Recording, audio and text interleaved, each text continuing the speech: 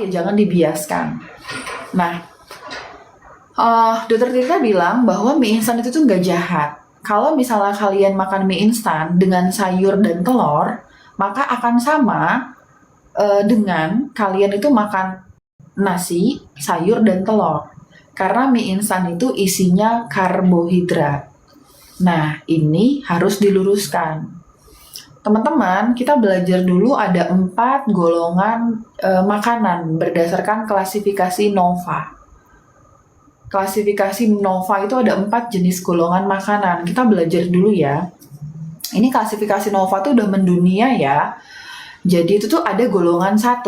Golongan 1 itu adalah makanan alami, real food. Seperti yang tidak diolah atau diolahnya itu hanya secara minimal. Misal beras yang dimasak sebentar, dikukus, ditanak, itu menjadi nasi, itu masih real food. Kemudian sayur, buah, kemudian ikan yang dibakar, itu kan cuma diolah secara sederhana, terus dibakarnya itu juga nggak pakai yang bumbu-bumbu penyedap rasa. Kemudian ayam yang diungkep dengan bumbu alami, itu namanya real food. Jadi itu tuh makanan yang memang sehat untuk kebutuhan kita. Nah, golongan 2, teman-teman mungkin waktu aku jelasin aku tidak terlalu baca pertanyaan, jadi kalau aku nggak jawab jangan mohon izin ya. Kemudian yang kedua, golongan kedua itu adalah bumbu-bumbu. Bawang merah, bawang putih, jahe, lengkuas, itu adalah bumbu-bumbu. Nah, bumbu-bumbu ini nggak apa-apa, sehat, karena kan bumbu-bumbu alami toh Kak, gitu. Nah, golongan 3 ini adalah processed food. Nah, gula sama garam ini temulawak kunyit, iya dong, real food. Garam sama gula ini termasuk dalam golongan 2. Temulawak kunyit ini juga golongan 2. Golongan 2 itu sehat. Nah, ada lagi golongan 3 namanya processed food. Golongan 3 adalah processed food. Jadi, processed food itu adalah makanan yang berasal dari golongan 1, tapi kalian masih lihat nih bentuknya masih sama, di mana makanan ini ditambah garam dan gulanya, ditambah garam dan gula. Contoh, buah yang diasinkan, atau ayam yang diawetkan, ikan yang dikasih garam biar awet, itu processed food. Kalau processed food itu sehat atau nggak sehat dong? Kalau processed food itu tergantung. Kalau misalnya kita mau menilai dia sehat atau tidak sehat, lihat berapa tinggi kandungan garamnya, berapa tinggi kandungan gulanya. Kalau misalnya kandungan gulanya udah lebih dari 20 gram, itu nggak sehat. Itu namanya processed food. Buah yang diasinkan, kakak masih bisa lihat bentuk asli buahnya. Misalnya manisan buah itu kan masih ada kelihatan nanas, masih kelihatan si jambu, masih kelihatan mangga. Jadi masih kelihatan bentuk aslinya Kak. Tapi dia ditambahin gula sama garam, itu processed food. Golongan 4 adalah ultra processed food. Ultra processed food itu berasal dari golongan 1, tapi dia udah nggak kelihatan lagi bentuk aslinya. Misalnya sosis. Sosis kan berasal dari ayam toh, ayam kan golongan 1. Tapi kakak udah nggak bisa lagi kan lihat bentuk ayamnya. Kemudian kornet. Kornet kan dari daging sapi. Daging sapi mah golongan 1, real food. Tapi kakak udah nggak bisa lihat lagi sapinya. Kakak udah berganti dia menjadi daging kemasan. Nah, processed food itu merupakan makanan yang tidak sehat. Walaupun di brandnya itu, misalnya kornet, mengandung vitamin A, mengandung zinc, mengandung selenium gitu. Ingat konsep tadi Kak, bahwa semua produk kemasan ultra processed food itu dapat ngeblok nutrisi, walaupun di brandnya itu nulis sederet vitamin, tapi dia nggak akan berguna Kak, karena keblok nutrisinya sama pengawetnya. Vitaminnya itu akan kalah Kak sama pengawetnya. Jadi, kalau kakak tanya sama aku, Dom, mie instan boleh apa enggak? Aku akan jawab enggak boleh, karena dia nggak sehat. Sampai kapanpun aku akan jawab seperti itu, Kak. Boleh nggak? Masa iya dong manusia biasa, termasuk aku nggak boleh makan mie instan? Yang penting kakak tahu dulu konsepnya, ini salah. Nah, ketika kakak tahu konsepnya, setelah kakak, kan sifat alamiah manusia itu teman-teman ya, kalau kita melakukan kesalahan itu kita berusaha untuk memperbaikinya. Nah, itu yang pengen aku tanamkan. Kakak tahu dulu ini nggak sehat, tapi dalam hati kakak tahu ini salah. Sehingga setelah kakak misalnya nih kakak liburan, kayak aku liburan, kemudian cheating lah, makan mie instan gitu. Nah, dalam hati aku tahu nih, oh ini nggak sehat nih gitu. Setelah aku liburan, karena aku tahu ini nggak sehat, aku akan berusaha untuk memperbaiki kesalahan aku waktu aku liburan dengan cara aku puasa, olahraga, kemudian tuh minum suplemen agar yang aku makan saat aku liburan itu nggak bersumber jadi penyakit gitu. Akan beda psikologis kakak ketika kakak mendapatkan informasi seperti ini. Boleh nggak mie instan? Boleh, asal jangan asal secukupnya ya, jangan sering-sering ya gitu. Nah, kenapa aku bersikeras nggak mau ngomong kalimat itu? Karena kita itu punya interpretasi yang berbeda, Kak. Mungkin secukupnya bagi aku mie instan 1 minggu sekali itu mungkin kurang. Tapi bagi kakak mie instan 1 minggu sekali itu cukup. Makanya standar kita tuh mungkin beda-beda. Apalagi kan di Indonesia ini terdiri dari berbagai suku, agama, pola pikir, kemudian tingkat pendidikan yang berbeda gitu. Jadi kalau untuk bilang makan mie instan itu boleh tapi jangan sering-sering, itu terlalu berbahaya, Kak. Kakak tetap harus tahu konsepnya ini salah, dan ketika kakak melakukan kesalahan, biar kakak nggak berujung jadi penyakit autoimun, kakak harus melakukan mitigasi setelah kakak melakukan cheating. Nah, itu yang pengen aku tekankan. Dulu tuh aku kena GERD ya, Kak. Aku kena GERD, aku berjuang sama GERD tuh 6 tahun lamanya. Aku udah berobat, udah minum obat, udah traveling, dokter SPPD, itu kemana-mana. Udah banyak lah ya dokter-dokter yang aku datangin gitu. Nah, awal-awal mungkin kalimat nggak apa-apa, Mia boleh kamu makan, yang penting secukupnya ya gitu. Mungkin awal-awal waktu aku masih awal-awal sakit, aku masih menerima kalimat itu, Kak. Tapi untuk kakak yang udah lama sakit di sini ya, pasti kakak memahami perasaannya orang sakit yang udah lama. Kemudian kakak itu putus asa, kayak saya ini salahnya apa? Katanya dokter nggak boleh makan ini, saya udah ngikutin, minum obat udah ngikutin. Kenapa kok saya nggak sembuh-sembuh juga gitu? Aku udah di tahap itu, Kak. Jadi tuh waktu aku kontrol ke dokter penyakit dalam, aku nggak butuh lagi kalimat kamu boleh makan apa aja yang penting secukupnya. Aku nggak butuh lagi kalimat itu. Yang aku butuhkan adalah apa yang boleh saya makan, apa yang tidak boleh saya makan. Karena itu saya mau sehat. Kalau misalnya memang ini makanan yang nggak boleh saya makan, saya akan berhenti. Aku tuh udah di fase, aku tuh pengen tahu kenapa sakit nggak sembuh-sembuh, apa yang harus aku lakukan biar sembuh. Jadi tuh sejak itu aku berpikir bahwa pasien yang lagi kesakitan, yang lagi bingung, itu harus tahu batasannya. Malam kakak, malam. Mana yang boleh dimakan, mana yang tidak boleh dimakan.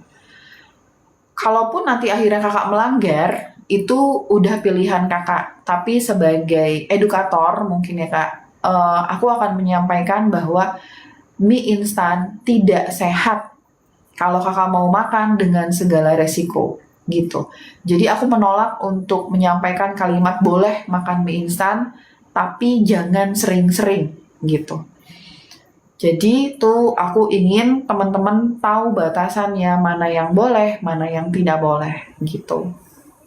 Nah, kemudian perkataannya dokter Tirta tadi yang menyamakan antara kamu kalau makan nasi, kalau kamu makan mie instan ditambah sayur tambah telur akan sama dengan kamu makan nasi tambah sayur sama telur.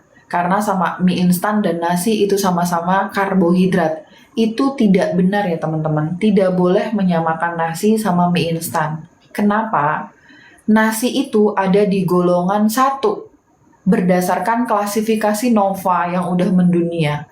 Sedangkan mie instan itu ada di golongan 4. Gak boleh menyamakan golongan 1 sama golongan 4. Itu udah jauh beda. Mungkin kalau kakak bingung nyamain golongan 1 sama golongan 3 itu masih make sense, karena kakak kebingungan.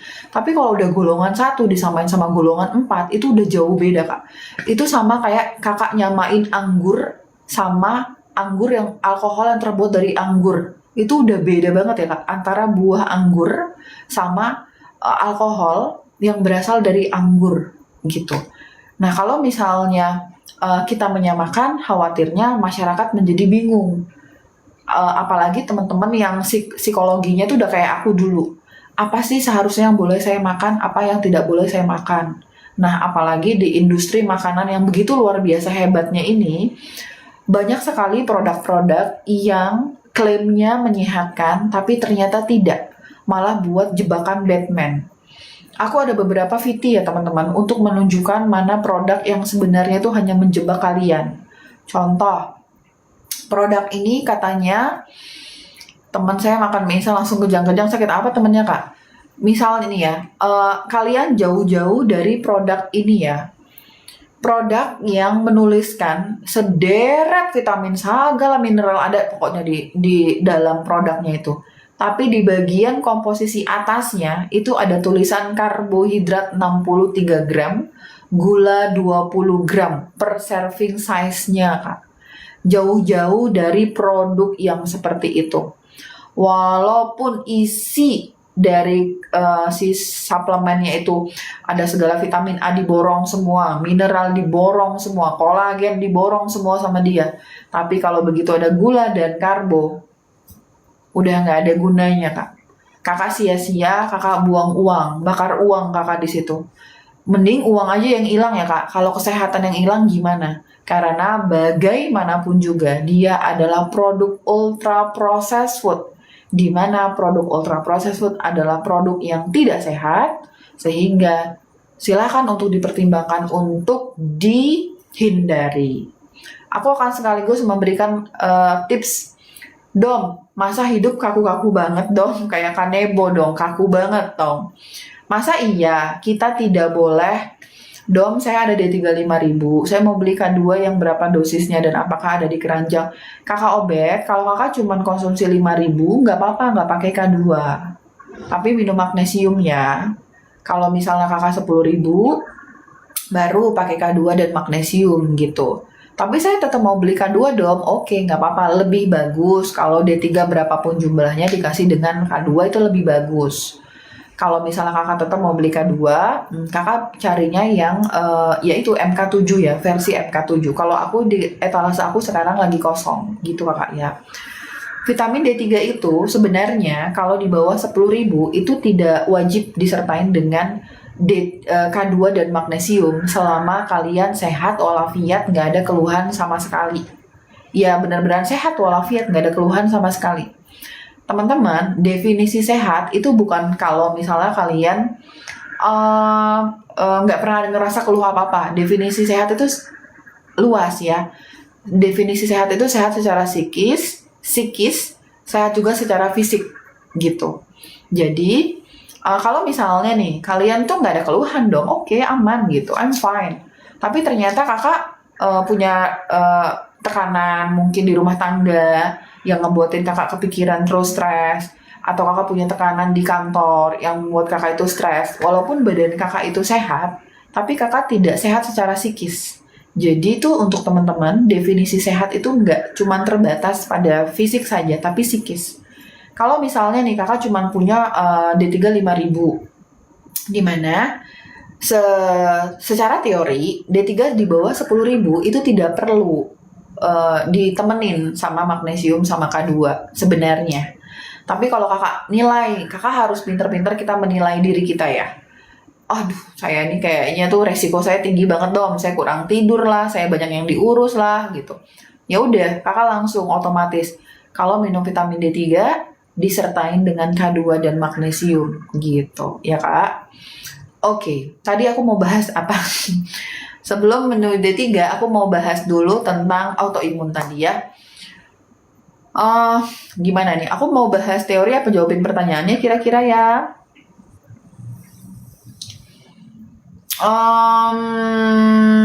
Dom, gimana cara melepas anak-anak cemilan kemasan UPF karena teman-teman yang ngambil dikasih tahu susah? Oke, dua-duanya dong. Kak, aku akan bahas tentang bagaimana cara kita. Oh, Kanebo ya. Dom, saya tuh sehat. Saya pengen hidup sehat. Cuman masa iya sih Dom, saya nggak boleh makan mie instan sama sekali? Kan misalnya gitu ya Kak. Ingat ya Kak, ini konsepnya adalah kita sudah tahu ya Kak, kalau mie instan itu enggak sehat. Kok kakak pegang konsep ini dulu ya. Nah kemudian pertanyaan timbul nih dari teman-teman, masa iya sih Dom saya sama sekali nggak boleh makan mie instan? Ih apaan nih gitu, nggak asik banget hidup gitu. Aku pernah digituin sama pasien Kak, masa nggak bisa makan es krim? Atau anak-anak tuh ya, anak aku juga gitu ya Kak, kalau temennya ada makan es krim mau nggak mau aku kasih es krim juga karena dia nangis ya Kak, umurnya masih mau jalan 6 tahun gitu. Nah ini adalah tips yang bisa kakak lakukan ketika kakak habis cheating. Misalnya nih kakak habis liburan, kakak atau acara apa gitu, kemudian di acara itu kakak cheating. Cheatingnya itu berupa karbo atau makanan minuman kemasan gitu. Oke. Tips yang pertama adalah untuk menghilangkan efek samping yang ditimbulkan dari produk-produk yang tidak sehat tadi agar tidak berakhir jadi penyakit. Satu, berpuasalah. Setelah kakak hari ini heboh banget makan gula dan karbonya, berpuasalah besoknya kak. Entah itu kakak puasa sunnah, entah itu kakak intermittent fasting, yang penting berpuasalah. Kalau misalnya hari ini aku habis cheating, misalnya aku habis makan karbo aku agak lebih ya kak ya, kemudian aku ada makan produk ultra processed food, misalnya aku lagi pengen keserimpet, pengen makan sosis gitu, besoknya aku akan puasa minimal 24 jam. Karena aku nggak pengen ini, karena aku pengennya langsung di detox sama proses autophagy. Kakak tahu ya, ada sistem namanya autophagy di mana itu adalah kemampuan tubuh kita untuk menghilangkan sel-sel dalam tubuh kita. Jadi tuh kalau misalnya aku hari ini, misalnya hari Minggu ya, hari Minggu aku misalnya ada acara nongkrong di kafe gitu, kemudian aku ada nyicip karbo atau gula, besoknya aku akan puasa 24 jam gitu. Nah, kalau misalnya kakak dulu 24 jam berat banget dong gitu. 18 jam boleh deh. Minimal 18 jam. Periode IF yang bagus yang mana dong? 18 jam kak. Kenapa? Karena di 18 jam itu kita dapat men-trigger autophagy. Minimal 18 jam. 18 jam itu berarti pola makannya kakak mulai makan jam 12 siang, berhenti makan jam 6 sore. Itu pola makan 18 jam. Minimal 18 jam baru bisa merangsang terjadinya autophagy. Tapi kalau misalnya kurang dari itu kayaknya belum optimal gitu. Setiap hari atau kakak, setiap hari ya. Nah, tapi lakukan bertahap ya kak. Setiap orang tuh punya fasenya masing-masing. Kakak jangan buru-buru menyamakan fase kakak sama fase aku, karena tuh kalau kita terlalu buru-buru nanti bisa jatuh. Kakak pelan-pelan aja ngikutin pola makan kakak. Kalau misalnya saat ini baru, Dom saya nggak sanggup Dom 18.6, oke, coba di 14.10. 14.10 berarti kakak makan mulai jam 8 pagi, berhenti jam 6 sore. Oke Dom, aman, udah 18, berarti kakak 14 naik ke 16.8. Kalau anak-anak gimana Dom?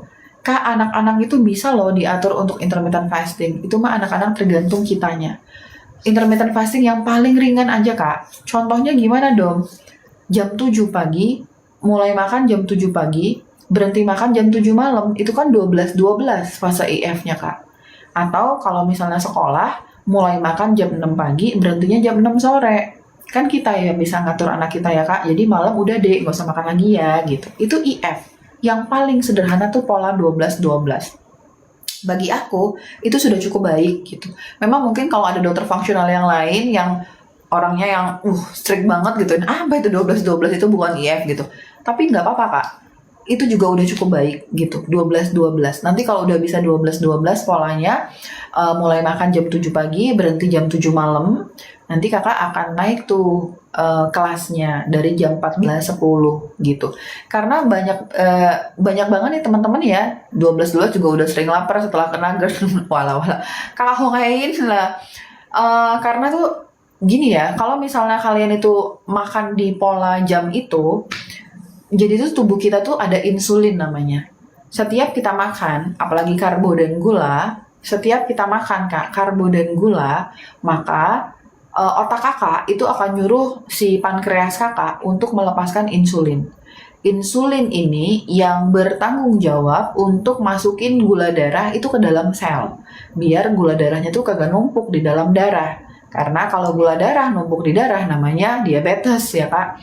Agar tidak terjadi penumpukan, insulin masuk ke dalam sel biar si gula ini bisa dipakai sama sel kita untuk melakukan proses selanjutnya gitu. Nah, Dom, kalau misalnya kakak terus-terusan makan, jadi tuh ada jebakan Batman, Kak. Ketika kita makan, seret akan terjadi lonjakan insulin. Ini kalau kita makan tuh pasti akan terjadi lonjakan insulin, Kak. Ngelonjak itu kayak per ya, Kak. Seret naiknya tiba-tiba, seret turunnya tiba-tiba. Nah, di seret turunnya tiba-tiba, ketika dia fasenya itu turun, disitulah kakak mulai merasa lapar. Jadi, melonjak, turun, lapar. Ini kakak lapar nih. Akhirnya kakak kalah nih. Kakak makan lagi, lonjakan insulin lagi. Dia turun, abis dia ngelonjak, dia turun kayak per. Kakak lapar, makan lagi, lonjakan insulin lagi. Ini kurvanya nggak bagus ya kak. Jadi kayak kakak bayangin kakak punya kurva, ngelonjaknya itu tuh rapet-rapet. Lonjak, turun, lonjak, turun, lonjak, turun. Ini nggak bagus. Proses ini dapat menyebabkan resiko resistensi insulin. Kakak kayak gimana sih kak? Kayak misalnya kakak disuruh kerja terus gitu loh kak. Kakak nih abis disuruh kerja, lagi mau istirahat kakak makan lagi, kerja lagi. Mau istirahat, makan lagi, kerja lagi. Dok, kalau D3K2 magnesium untuk busui sama kurang HB bisa konsumsi? Bisa kakak Ros, silakan. Busui itu aku anjurin banget minum D3K2 ya. Dan magnesium ya gitu. Oke. Kemudian nih kak, ini ya ibaratnya tuh gini nih logikanya nih ya. Kakak lapar, lonjakan insulin, turun, kakak lapar makan lagi. Bayangin kakak itu tuh disuruh kerja, baru mau istirahat sebentar, udah disuruh kerja lagi sama bosnya. Baru mau istirahat sebentar, disuruh kerja lagi sama bosnya. Kakak akan capek, kakak akan mogok kerja. Insulin kita juga bisa mogok kerja kak, kalau dikit-dikit disuruh kerja terus tuh dia mogok kerja. Nah, proses peristiwa mogok kerjanya insulin itu disebut resistensi insulin. Ingat, tugas insulin apa tadi kakak? Untuk masukin gula biar nggak numpuk di darah masuk ke dalam sel. Sehingga si sel itu dapat menggunakan gula darah kita untuk energi. Kan gitu kan konsepnya. Insulin males nih, bodo amat kak, budili lagi. Domi mah udah sedikit-sedikit makan, dikit-dikit makan, dikit-dikit makan. Capek, nggak mau lagi ngurusin gula darahnya Domi, terserah. Insulin mogok kerja, gula darahnya numpuklah di darah. Akhirnya terjadilah resistensi insulin. Insulin itu kak, kalau capek kerja, dia itu akan ngirim, kakak capek kerja, kakak akan ngirim somasi ke kantor kakak. Kantor kakak ini bohong karena katanya gajinya 2 juta, kerjanya cuma 7 jam. Ternyata kakak gajinya 2 juta, kakak kerjanya 24 jam. Karena kakak merasa dibohongin, kakak ngirimin somasi. Tubuh kita itu juga ngirimin somasi untuk badan kita, Kak. Contoh somasi yang pertama adalah perut kakak mulai buncit. Perut mulai buncit itu somasi yang dikirim sama insulin kakak. Udah buncit perutnya, nggak mau juga dia berhenti konsumsi gula dan karbo. Kita naikin berat badannya. Udah naik berat badannya, nggak mau berhenti juga. Oke, kita buat dia pre-diabetes. Udah pre-diabetes, nggak mau sadar-sadar juga, jadi diabetes. Udah diabetes, nggak sadar-sadar juga, jadi hipertensi. Dari hipertensi akan naik lagi menjadi hiperkolesterol. Kolesterol jahatnya naik. Kolesterol jahat ini nanti akan menutup pembuluh darah kakak dengan plak-plak. Plak-plak tuh yang jahat itu akan membuat dia sempit, terjadilah resiko dari serangan jantung dan stroke. Diawalin karena insulin yang ngambek. Dia sudah berusaha untuk ngasih sinyal ke kakak, ngasih somasi ke dalam tubuh kakak, tapi kakak nggak menangkap sinyal itu. Jadilah jeder, stroke. Aku nggak pernah percaya ada stroke itu terjadi tiba-tiba, itu benar. Nggak ada angin, nggak ada hujan, stroke itu terjadi tiba-tiba, itu benar. Tapi sebelum menuju stroke, itu pasti ada sinyal dari tubuh kita yang ngasih tahu kalau udah stop, jangan dilanjutin lagi. Entah itu kakak mulai kesemutan, entah itu kakak mulai hipertensi, kakak mulai prediabetes. Aku disuruh main dulu sama bentar. Oh, main puzzle. Oke. Sayangnya banyak teman-teman itu yang nggak bisa menangkap sinyal tubuh. Udah segala pegal-pegal, jalan dikit kayaknya saya capek, udah susah tidur, gangguan menstruasi, kehilangan vitalitas. Tapi kita nggak mau nangkap juga kalau sebenarnya tuh tubuh kita udah ngirimin sinyal, tiba-tiba jeder gitu.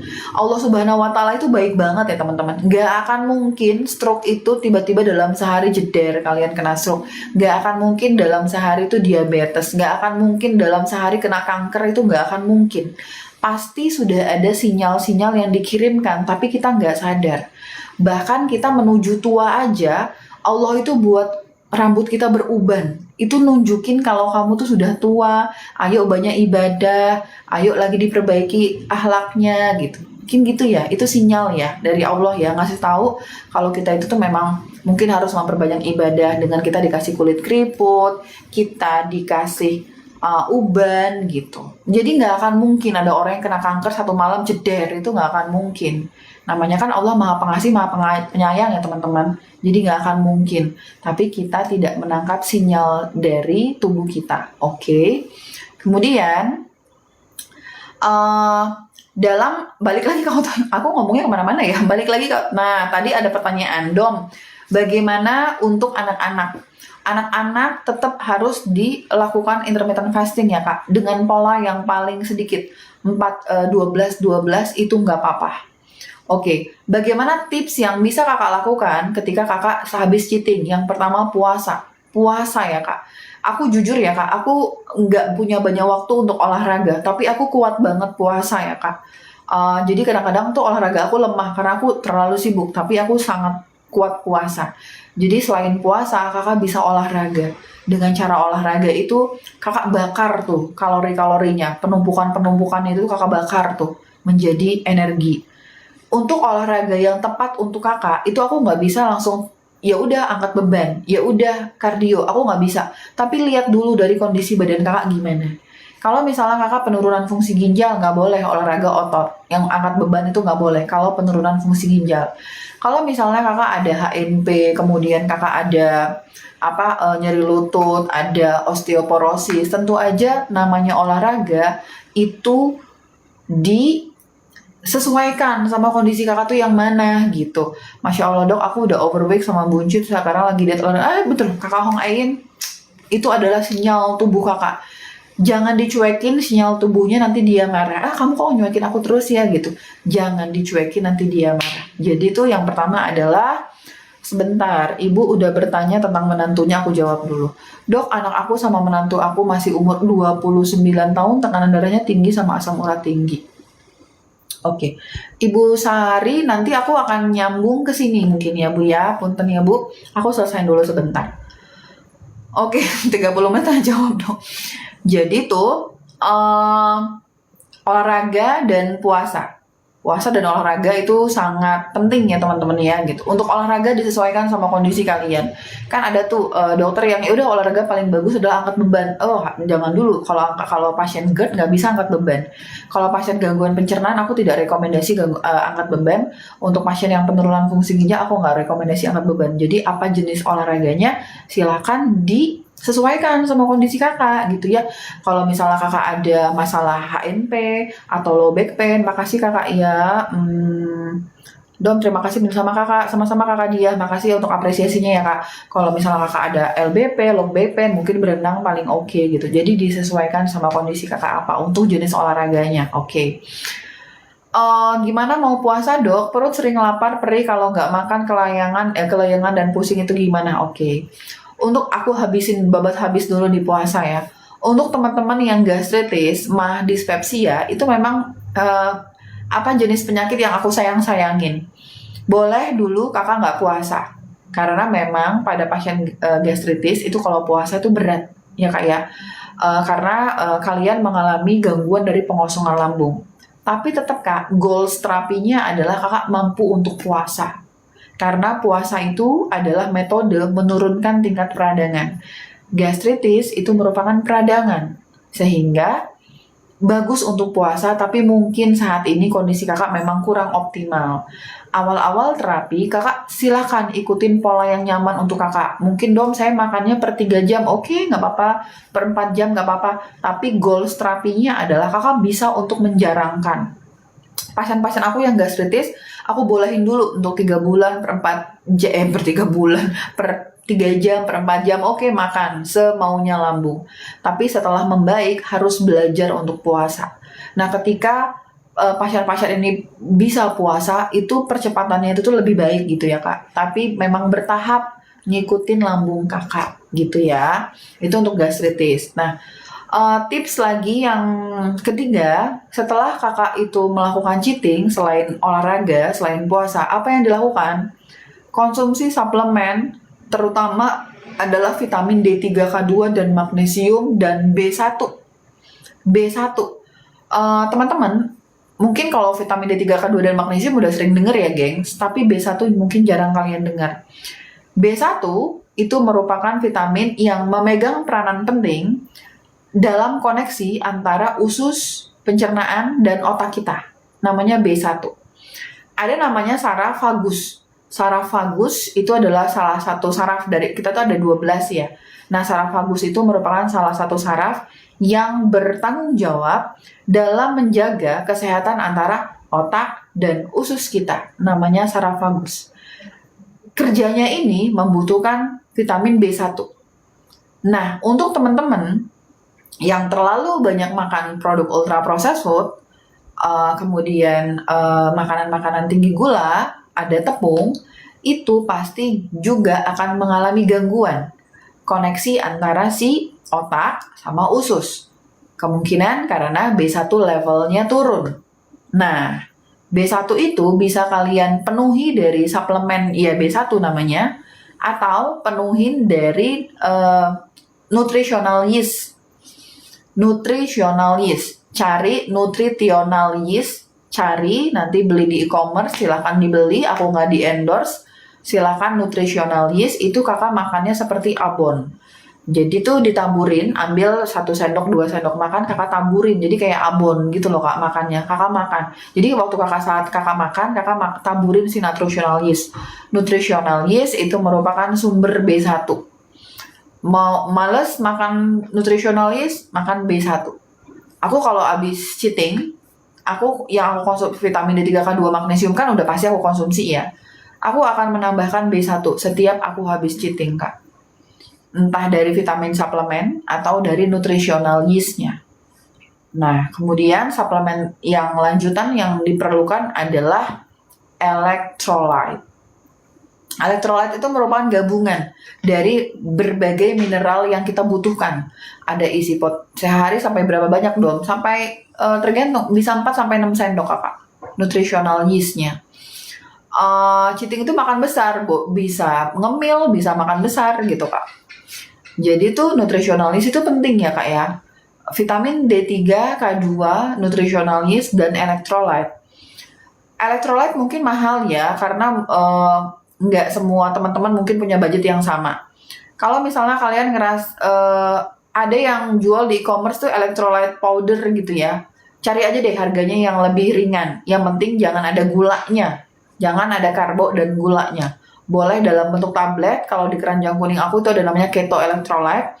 Atau kalian beli powdernya itu juga ada ya, yang eceran ada yang jual kok yang eceran gitu.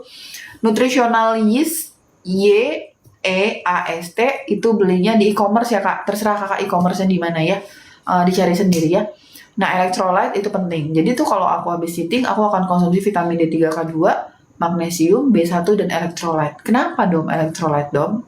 Karena ingat, semua produk ultra processed food itu dapat ngeblokade kemampuan penyerapan usus kita terhadap nutrisi. Nah, paling banyak yang terserang itu adalah blokade terhadap electrolyte kak. Sehingga konsumsilah electrolyte. Ya betul kakak Lili. Kakak Lili betul. Jadi itu silakan untuk dipertimbangkan. Dom, mahal banget elektrolit, dom, mahal nggak kekejar gitu. Oke, kakak bisa ganti dengan potasium dan sea salt. Gabungan antara potasium dan sea salt. Jadi tuh potasium itu suplemen, dia lebih ringan ya harganya ya. Jadi kakak konsumsi kalau habis cheating itu minimal kakak konsumsi 6 kapsul minimal. Jadi ada di keranjang kuning aku potasium sitrat itu dari Now itu kakak konsumsi 6 kapsul digabungin sama sisal. Sisal itu garam laut ya kak ya. Untuk yang nggak punya hipertensi ini ya teman-teman ya, karena akan berbeda. Kalau yang punya hipertensi ini aja elektrolit aja yang dikonsumsi. Jadi tuh garam laut sepertiga sendok teh dicampur sama segelas air. Dom, nggak bisa juga dom, mahal. Nggak bisa juga kegapai, potasium sitrat nggak kegapai. Boleh diganti sama air kelapa atau air lemon. Karena air kelapa dan air lemon itu mengandung potasium.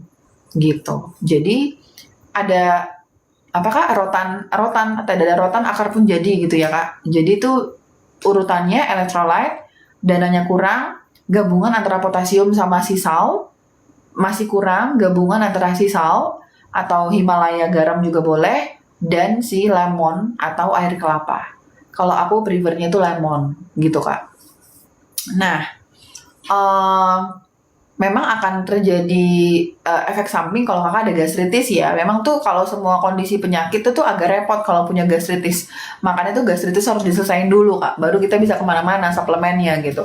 Potasium sitrat tuh nggak boleh untuk teman-teman yang sakit mah. Untuk teman-teman yang gastritis tuh nggak boleh gitu. Jadi itu memang kalau ada kondisi, apapun kondisinya tuh dibenerin dulu gastritisnya gitu kak. Air kelapa hijau atau kelapa hijau biasa boleh gitu. Nah, kalau aku lebih senangnya aku tuh konsumsi lemon atau cuka apel, Kak.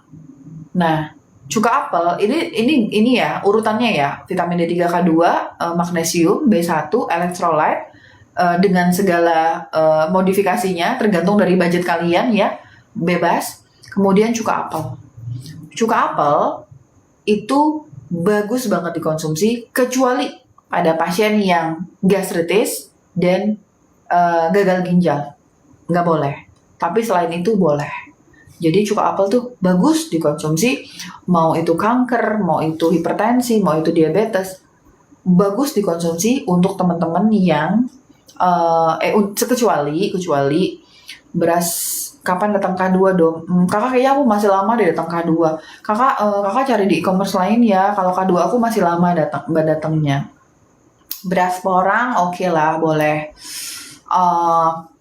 Apa tadi? Urutannya adalah vitamin D3K2, magnesium. Kemudian kakak pertimbangkan untuk B1, elektrolit dengan segala modifikasinya. Kemudian kakak pertimbangkan untuk masukin cuka apel. Cuka apel hanya tidak boleh dikonsumsi kalau ada gastritis dan gagal ginjal. Kalau ciri sudah sembuh dari gastritis, kak, tanda penting kakak udah sembuh total dari gastritis adalah kakak mampu konsumsi cuka apel. Tanda kakak sembuh total dari gastritis adalah mampu konsumsi cuka apel. Kalau kakak belum mampu konsumsi cuka apel, yaitu setiap konsumsi ada perut perih, berarti gastritis kakak itu belum sembuh. Cara sederhana untuk tahu sembuh gastritis itu dengan konsumsi cuka apel, kak. Oke. Cuka apel wajib dikonsumsi dengan air ya teman-teman. Jangan konsumsi cuka apel nggak pakai air, nanti giginya bisa sakit, nanti asemnya asem banget gitu. Anak-anak boleh minum cuka apel, dosisnya disesuaikan ya kak. Anak-anak boleh. Jadi tuh dosisnya disesuaikan. Nah, cuka apel itu dapat membantu menekan lonjakan insulin. Makanya untuk teman-teman yang resistensi insulin, misalnya tuh teman-teman yang diabetes, obesitas, perutnya buncit, hipertensi, itu disarankan kan untuk konsumsi cuka apel. Dengan catatan tidak ada gastritis dan tidak ada gagal ginjal gitu. Nah, itu yang aku lakukan kalau aku habis cheating ya. Ini literally bener-bener aku lakukan. Mungkin olahraga yang agak kurang karena tuh aku sibuk banget. Jadi aku kesusahan untuk olahraga, tapi aku selalu puasa. Kemudian minum suplementasi tadi setelah habis cheating ya, vitamin D3, K2, magnesium, B1, kemudian elektrolit dan cuka apel. Cheating itu kakak gini, cheating tuh gini ya. Kakak tuh kan lagi mau hidup sehat. Kakak tuh pengennya tuh makannya sayur aja, protein aja, lemak aja gitu. Tapi hari ini kok kakak masukin gula, masukin tepung, masukin jajanan-jajanan Indomie, kok Indomie nyebut merek, mie instan gitu. Nah itu namanya cheating. Jadi kakak itu tuh mengkonsumsi sesuatu yang tidak sesuai dengan pola diet kakak gitu. Kakak Sisilia, kalau kakak masih perut perih jangan dikonsumsi cuka apelnya kakak ya. Jangan ngetesnya juga nggak gitu juga ya kak. Kita kalau mau ngetes tuh dengan keyakinan kita udah sembuh. Jangan kita, aduh saya ragu-ragu nih udah sembuh apa belum, udah sembuh apa belum gitu ya. Jangan gitu juga ya kakak ya. Itu bahaya kakak Sisilia ya. Oke. Dok pusing banget dengan kuliah ini tapi harus tercapai gelar dokter. Kakak Dimas pegangannya kalau pusing ya kakak ya. Nah, jadi tuh kemudian untuk teman-teman itu silahkan untuk dipertimbangkan.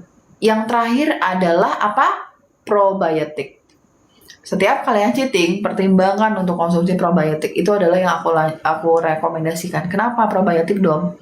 Lagi, usus kita itu pada dasarnya nggak kenal yang namanya mie instan, nggak kenal kolagen ring, nggak kenal sama pop ice. Usus kita tuh nggak kenal kak sama makanan-makanan kayak gitu. Usus kita itu cuman kenalnya sama karbo, gula sih karbo, kemudian tuh protein. Ya, waalaikumsalam Ibu Nani. Karbo, protein, lemak, sama fiber berasal dari serat dan buah. Usus kita kenal sama mereka.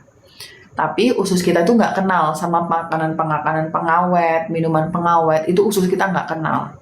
Bayangin kak, kakak itu ditaruh di tempat asing. Kakak bayangin kakak ditaruh di tempat asing ya kak. Kakak pasti nggak nyaman. Begitu juga usus kita. Usus kita nggak nyaman kak. Kalau kakak terus-terusan nemuin dia sama orang asing. Ketika usus kakak itu marah karena terus-terusan dipaksa untuk berinteraksi dengan orang asing, disitulah kakak mulai mengalami gangguan pencernaan. Lama-lama akan terjadi leaky gut. Leaky gut itu merupakan satu langkah menuju autoimun. Kalau kakak nyari jurnal paper, itu udah banyak banget yang membedah hubungan antara pola makan, produk ultra processed food, sama kejadian autoimun. Kenapa kejadian autoimun saat ini meningkat? Karena sekeliling kita tuh makanan itu tuh bener-bener produk ultra processed food ya kak. Bahkan banyak banget produk klaim sehat, padahal itu ultra processed food. Nah, silahkan untuk mempertimbangkan teman-teman ya untuk melakukan tips dari aku tadi. Minum probiotik itu berapa lama dong? Kalau suplementasinya itu dianjurkan untuk kakak yang lagi ngalamin gangguan pencernaan, silahkan konsumsi dalam bentuk suplemen. Tapi kalau kakak yang saat ini memang lagi sehat walafiat, tidak ada keluhan, atau kakak yang sebenarnya ada keluhan dong, tapi budget saya kayaknya kurang nih dong kalau mau beli probiotik misalnya begitu. Kakak bisa ganti dengan fermented food. Jadi makanan-makanan fermentasi. Sebenarnya makanan fermentasi itu nggak 100% otentik isinya probiotik, tapi dia isinya prosbiotik. Jadi prosbiotik itu adalah energinya probiotik gitu. Sebenarnya itu kalau fermented food itu tidak 100% otentik probiotik ya teman-teman. Tapi kalau misalnya ada kendala dana, budgeting, boleh kalian menggantinya dengan fermented food. Apa contohnya dong? Banyak, ada cuka apel, itu kan fermented food. Kimchi, kemudian sauerkraut, tapi yang aman ya gengs, kombucha, itu kan kefir. Itu merupakan fermented food gitu. Jadi silakan untuk dipertimbangkan untuk diganti. Tidak 100% otentik probiotik, tapi nggak apa-apa untuk kondisi-kondisi yang kurang optimal. Tempe termasuk kakak yang non-GMO ya kakak, tempe termasuk silahkan gitu. Jadi itu silahkan dipertimbangkan ya teman-teman. Iya kakak Hene itu termasuk juga. Jadi bikin sauerkraut sendiri aja gampang, oke. Roti aku tetap nggak rekomendasi kakak Megawati ya. Walaupun dia udah dikurangin dari indeks glikemiknya gitu, tapi untuk kakak aku belum rekomendasi kakak ya, gitu ya. Itu teman-teman itu yang bisa kalian lakukan ketika kalian itu lagi cheating ya. pada dasarnya kita benar-benar tidak sehat, kita bilang tidak sehat. Jangan dibuat dia jadi bias. Tetap tidak sehat. Kalau misalnya kalian mau melakukan yang tidak sehat, silakan untuk dipertimbangkan, lakukan tips aku tadi untuk mencegah agar efek samping dari produk-produk yang tidak sehat ini tidak mengganggu kesehatan kalian dan tidak berakhir menjadi penyakit. Cuma lewat doang dia. Akhirnya dapat didetoksifikasi, udah lewat doang. Akhirnya kalian tetap sehat. Begitu. Oke, disitulah aku mulai teorinya. Aku akan menjawab pertanyaan karena sudah jam 10 ya. Baik, vitamin enzim apa boleh jangka panjang dong? Boleh. 6 kejepitan kakak ya. 65 tahun D3K2 penderita kepengampunan saraf kejepit. Nah, oh, tadi aku janji ya, Ibu Sari ya, untuk anaknya yang hipertensi dan asam urat. Kakak Betty Zhang, benar. Kalau pertanyaan kakak tempe fermentasi itu benar. Kalau tempe tahu kedelai bisa mengganggu hormon itu juga benar. Jadi sesuaikan sama kondisi kakak. Kalau misalnya kakak saat ini sudah mulai terganggu proses produksi estrogennya, udah menuju usia menopause, tentu aja kakak tidak disarankan ya untuk konsumsi produk soy dan segala turunannya. Jadi ya dihindarin gitu. Tapi kalau misalnya kakak usianya misalnya masih muda, kemudian gak ada masalah dengan hormonal, bisa dikonsumsi tempe gitu.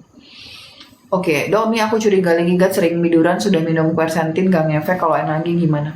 Kakak kalau leaky gut mah quercetin dan NAG memang salah satu bagian dari rangkaian leaky gut, tapi kakak harus juga probiotiknya gimana, ada udah kolagennya belum, L-glutaminnya udah belum gitu. Semangat dok, semangat. Terima kasih dokter Iksan gitu.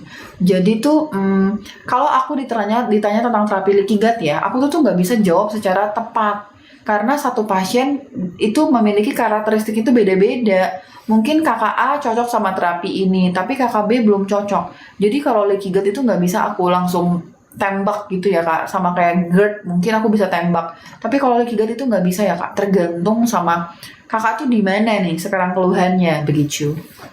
Oke teman-teman, aku akan jawab pertanyaan tadi. Ada pertanyaan dari kakak Ibu Sari, aku nggak tahu Ibu Sari yang anaknya dan menantunya itu diabetes, hipertensi dan asam urat masih di sini apa enggak? Kalau masih di sini akan aku jawab. Teman-teman, aku tadi notice tadi pertanyaan salah satu kakak.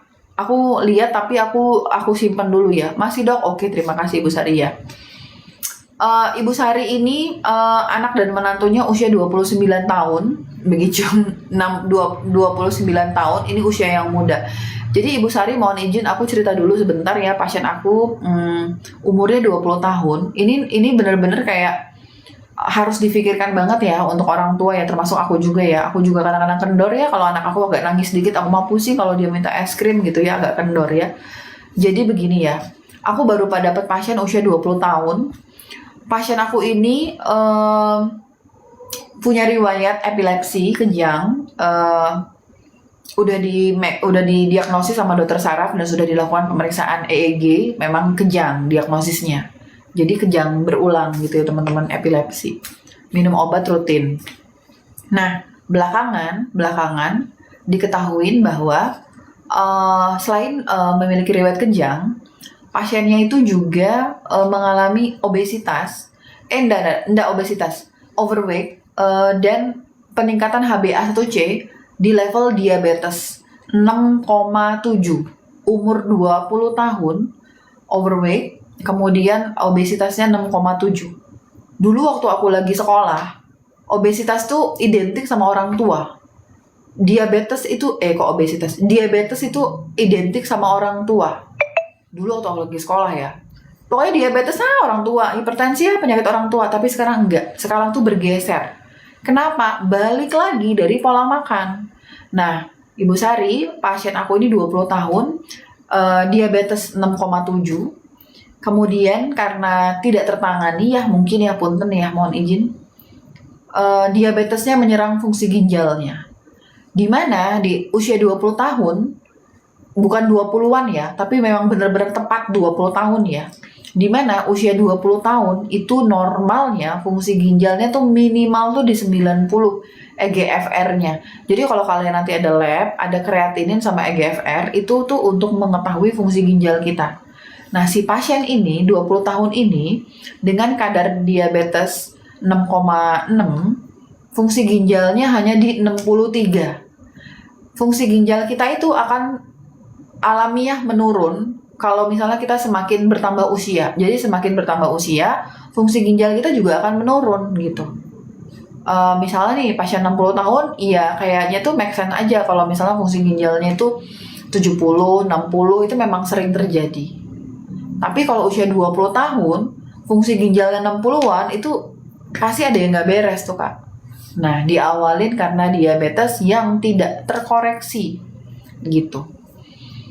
Karena apa? Tidak dibarengin sama edukasi pola makan. Mendapatkan edukasi yang lengkap itu haknya pasien, dan kewajiban dokter adalah menjelaskan pola makan yang tepat untuk kondisi ini.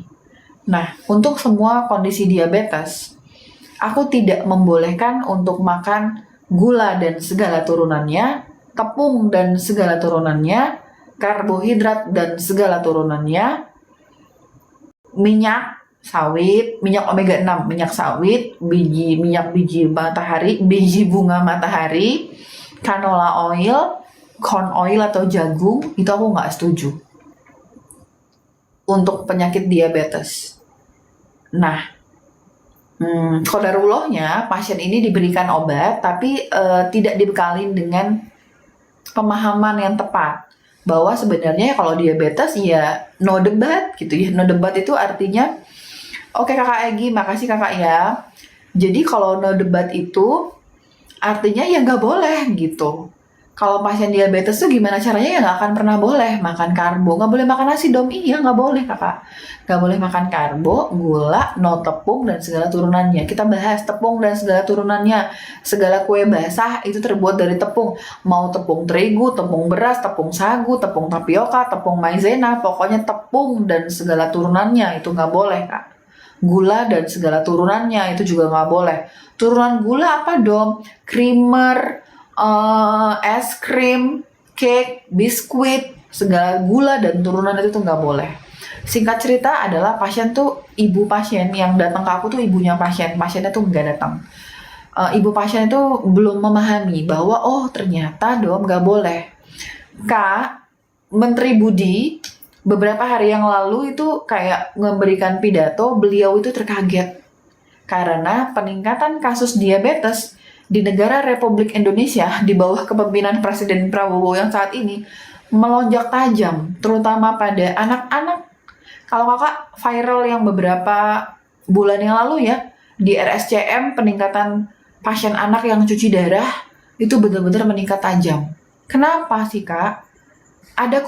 Mungkin ada beberapa faktor ya, tapi salah satu faktornya adalah kontribusi dari konsumsi minuman manis, makanan ultra processed food. Itu memang 4 tahun cuci darah itu memang real terjadi Kak, gitu.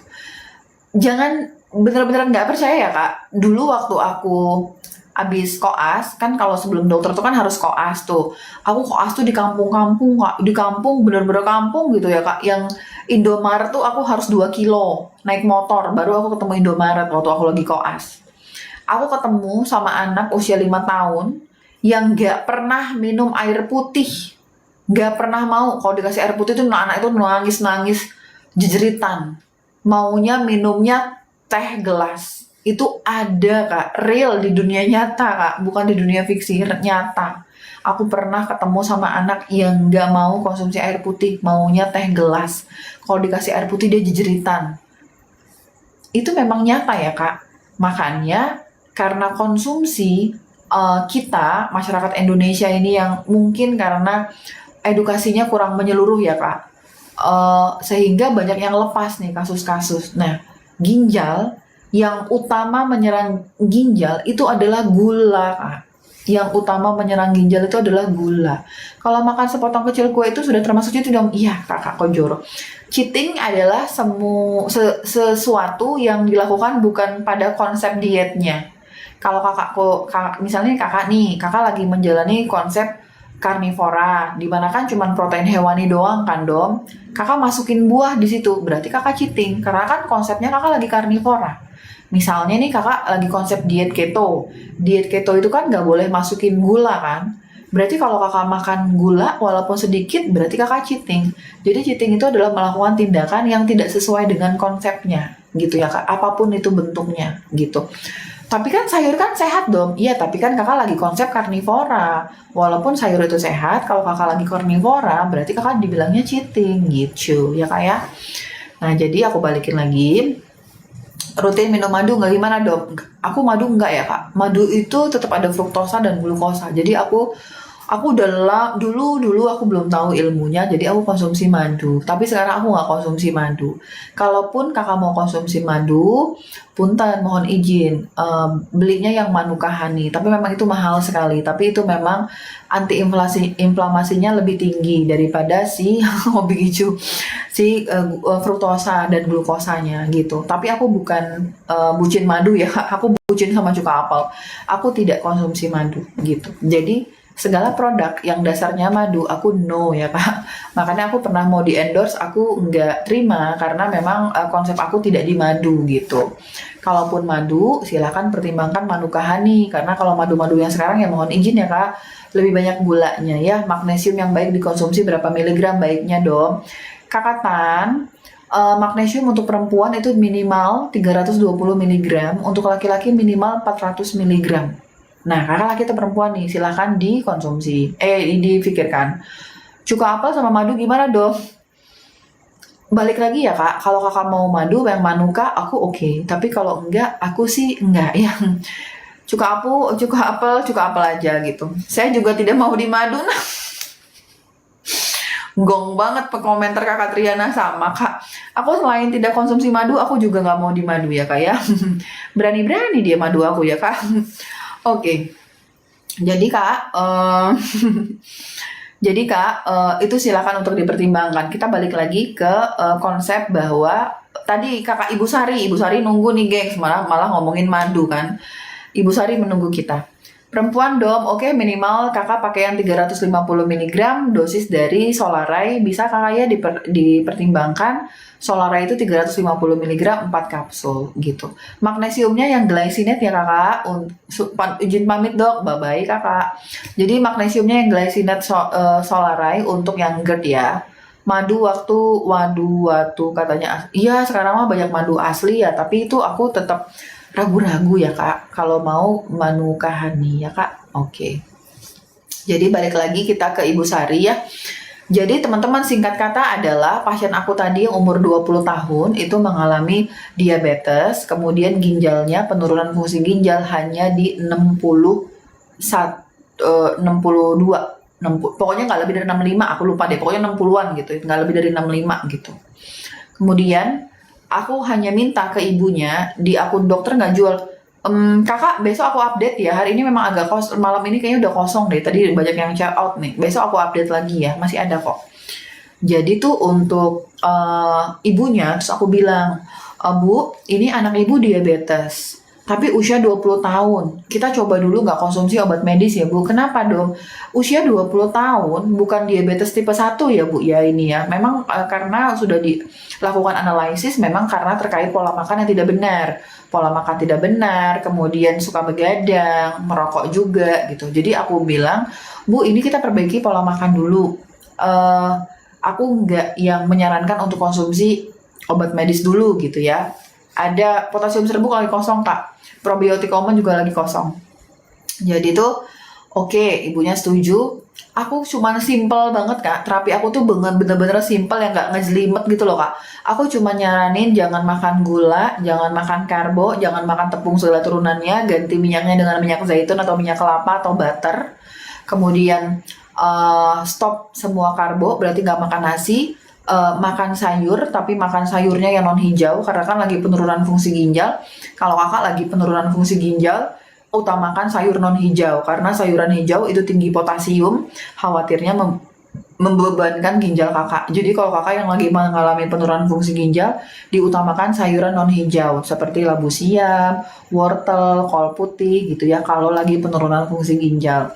Jadi aku sarankan untuk stop semua yang tadi pantangan tadi, makannya si ini aja, apakah sayuran non hijau, kemudian makan protein dan lemak. Suplemennya itu bener-bener yang simple, cuman vitamin D3K2. Kemudian aku kasih berberin, karena pasiennya kan ada diabetes ya kakak ya. Berberin, magnesium udah pasti, omega 3 karena untuk support masalah kejangnya. Magnesiumnya yang aku pilihin adalah magnesium L-threonate karena kan bermasalah dengan sistem saraf ya. Jadi magnesium itu bukan cuma magnesium glycinate doang, gengs, tapi ada juga magnesium L-threonate. Magnesium L-threonate itu diperuntukkan untuk teman-teman yang memang bermasalah sama masalah sistem sarafnya. Jadi kemudian aku kasih support untuk ginjalnya, yaitu cordyceps, astragalus, udah sama melatonin karena pasiennya nggak bisa tidur gitu. Nah, bukan diabetes, oke. Ibu Sari nanti aku nyampe sana. Nah, kemudian dalam waktu 1 bulan, ini cuma literally 1 bulan ya kak, fungsi ginjalnya naik menjadi 96. Nggak pakai macem-macem kak, cuman berhentiin makanannya tuh, cuman berhentiin gula, karbo, tepung. Aku nggak yang banyak-banyak terapinya kak, cuman itu doang terapi yang aku sebutin tadi. Kenapa? Karena kak, kalau usia segitu itu masih bisa reversible, jadi itu masih bisa diperbaiki. Kakak ini dalam waktu 1 bulan itu ya kak, naik kembali fungsi ginjalnya dengan hanya tidak konsumsi gula, makanan ultra processed food, karbohidrat, tepung dan segala turunannya, gula dan segala turunannya. Makasih kakak Sultan, itu doang kak. Jadi tuh sebenarnya kunci utama itu adalah di pola makan. Kunci utama itu di pola makan. Khususon untuk orang Islam melakukan khususon untuk pasien yang diabetes. Untuk pasien hipertensi, iya kakak Sultan maafin ya, lagi gastronya lagi kosong. Untuk teman-teman yang hipertensi Ibu Sari, sama. Domi berapa lama EGFR diulang setelah diet? EGFR bisa kapan aja kak. Ada yang mengulang karena nggak kuat dietnya, ada yang 2 minggu udah ngulang, 1 minggu udah ngulang, ada yang 1 bulan gitu. Bisa diulang dalam hitungan minggu, bisa diulang. Nah, untuk Ibu Sari, kondisinya sama Bu. Ini usia 29 tahun, udah kena hipertensi, kemudian asam urat. Pasti ini pola makannya tuh kurang baik ya Bu, punten mohon izin ya. Ibu koreksi, berapa indeks massa tubuh anak dan mantu Ibu? Apakah indeks massa tubuhnya dalam overweight atau obesitas? Itu dikoreksi.